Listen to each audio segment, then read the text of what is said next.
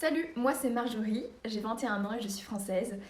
Depuis petite, j'entretiens une relation étroite avec l'Allemagne puisque j'y ai grandi et depuis mon retour en France, j'ai toujours été scolarisée en cursus bilingue. Je suis maintenant étudiante en International Business Management International et je viens de boucler mes derniers examens il y a un peu plus d'un mois.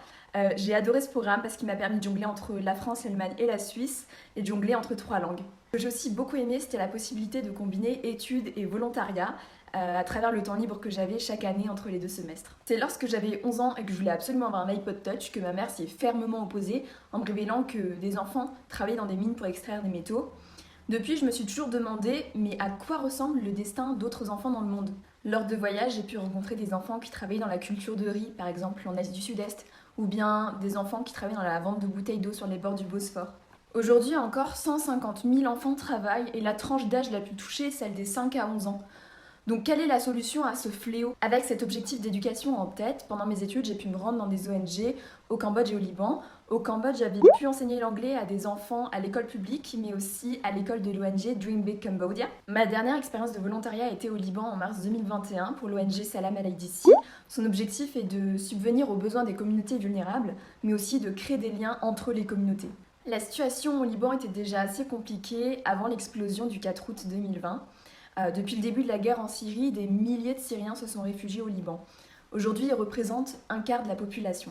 Ce phénomène crée donc beaucoup de tensions entre les communautés et par exemple, des camps de réfugiés sont régulièrement incendiés. Je me suis donc rendue au Liban en plein Covid, donc les activités de l'ONG étaient assez limitées. De plus, les moyens financiers devenaient assez restreints pour pouvoir continuer à payer le personnel local. Donc, on a créé du contenu pour pouvoir faire des appels aux dons. Par exemple, avec Inès, une super amie, on a fait des interviews avec les enfants pour essayer de comprendre à quel point le centre communautaire est important pour eux et leur permet d'espérer un meilleur avenir.